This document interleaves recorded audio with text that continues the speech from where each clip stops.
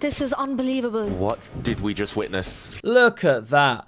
Absolute head loss from nearly headless Magnussen, the man with the plan to grow a massive tash and win a freestyle world chess championship. Yes, apparently this is a world chess championship of sorts. I'm so confused. His opponent is Fabiano Caruana, long-time rival, and they drew the first 2 games of this 4-game final match. So this is the third. In this game, we have blood, and what a game. I mean, just shocking. Hardcore chess fans can't believe it. The commentary team can't believe it. I can't, but you get the idea. Let's go. Fabi plays the king pawn out, but of course the king's here, trying to be a bishop. All of the pieces are jumbled. This is freestyle or Fisher random or chess 960, whatever. You get the picture. It's a mess. That pawn was attacked. So the rook pawn pushes and covers the queen attack. Now this one copies, pawn to c6, opens up the queen, usually a good idea. e3, e6. We won't spend too long here because I've not got a clue what's going on. Not many people do. We need to get some familiar patterns going. But what I can tell you is that Fabi's got the centre.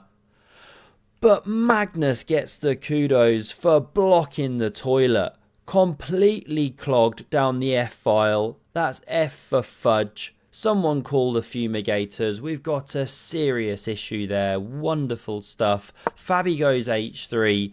Obviously a5. Feel like a boss when you push a rook pawn. And now here we go. If you wanted some fun chess, you got it. Gary the debt collector just making his way down the board there. And it's a pawn sacrifice. Double Gary takes one for the team. What's this all about? Whoom! That one we talked about earlier, just absolutely zooming out. Fabi declares whoosh in one of the biggest voices we've ever heard. Love it.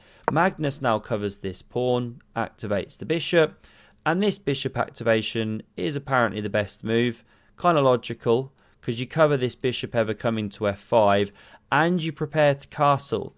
You know, the king always ends up on the same square and the rook ends up on the same square.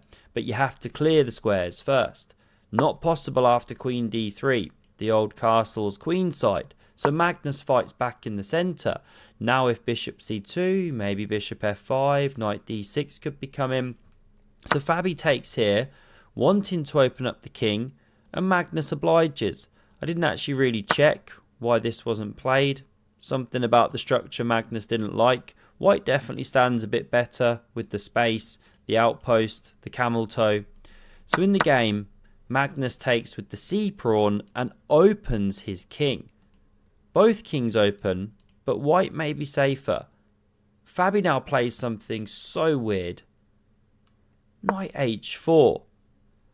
And this outpost is just crying like, is it something I said? Because surely the knight belonged there. But he sticks it on the edge, opens up the tension here. There's a very weird line with bishop h3, but let's not go there. Magnus takes off the bishops, natural move, king recaptures, and now Magnus has what we can only describe as a brain fart. Technical term in the industry here. You should do something about your king. Queen d6 is one idea to prepare king b8. Or you can do this massive whoosharoo and castle kingside. But Magnus plays. Bishop takes on h4. I mean, David Howell almost falls out his chair. Who is this guy who I wrote a book with? The problem now is check. And Magnus, he's not just going for a walk here. He's going for a jog. Now we know he loves a jog. Sometimes his father has to come out and douse him with water, give him a good talking to keep him going round and round the track. You're not going to compete with Yasser Serwan's old-time records without getting the miles in. But we don't want to see him jogging on the board. That is an exposed, ready to be attacked king. Magnus challenges for the file. Even though material's level, look at that. All-powerful engine assesses it as so bad. They say it's 4 pawns and a bit ahead for white. Or a piece and a pawn, call it what you will. This is big advantage. Fabi connects the rooks, Magnus brings the queen out a little, connects his, and f5 is punched through. Great move. I mean, you're just breaking down the structure.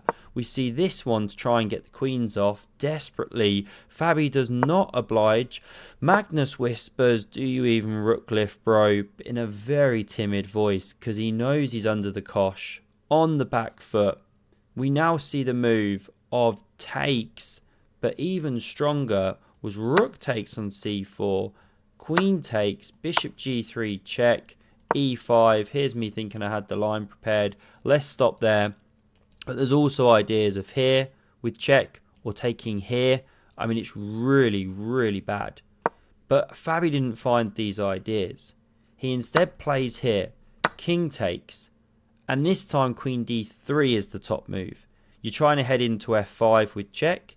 If knight d6, then you're trying to head into g6 with check. And things really start collapsing. There's a common theme as well of giving up an exchange at some point to keep the attack flowing. But Fabi takes. Pawn recaptures, hits the queen. Queen d1, similar attacking ideas.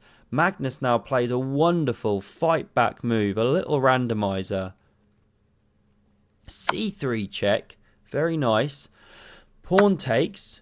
Queen's got a bit of pressure. Knight now bounces in, looking to check. So Magnus is alive and kicking just, but check. This is the big problem. Look at that. The king really lifted the kill earlier. I mean, it's barely even got a square. It's got what? One square only? So Magnus runs to it, of course. What's the move? I'm drawing it on the board. It's this one. Now, this is the best attacking move. We're in the back cave, analysis mode, not played, because you really get at the king now. You can start trying to run, but it's not good. So let's examine just simply takes. And then there's stuff like this where you cut the king, the bishop can come in, the pawns are pushing. I don't want to go too deep because it didn't happen, but the king's too exposed and you run into all sorts of tactical problems. So that was the move. But Fabi does this. And it allows Magnus just a second to activate his queen and at least create a threat on the a2 pawn. Check. Then the knight might bounce in. Queen and knight, well-known, deadly attacking combo. So Fabi checks. Throws in a few checks now. But after king e6, low on time, both of them, he does not find his way. He should check from here. And let's show a line. King stepping up again. This is another check. King back. And again, you give up an exchange. And you do have to take it. You know, if you step back, bang, you check from here. And on the attack goes. It's actually mate in 2. And here. Or queen takes. So running back, you can't step back. If you step up, well, you get fossilized. That's actually a mate. None of it works. So let's go takes. Check. And here's the basic point. Step here, doesn't really matter. White crashes through with check. Let's have a look at this line, because I was trying to see if black could get a perpetual, but it doesn't happen. The king always finds safety. Eventually you reach a position where the black queen has no checks and white takes it home with the extra bishop, extra pawn, and so on. So this was the move. Check from h3 and then eventually give up the exchange. Not played. Fabi slides to b1, covers the pawn, threatens to check here, also hits the b7 pawn. It's a nice move, but it's just not the move because there's this unbelievable defense. Magnus goes king d7 to start with. Queen b3 is now best, but Fabi goes for the steamroll through the center of the board. Again, it looks amazing. The knight's getting discombobulated and then the pawn's collapsing. The f7 square's collapsing. But Magnus fights back with this unbelievable rook e8. Just calmly allowing e5, but it's completely unplayable. Can you see the tactic here? Can you see why Stock Squiddington has pooped its pants? Rook takes, pawn takes, queen takes rook, check. That's where it gets even worse.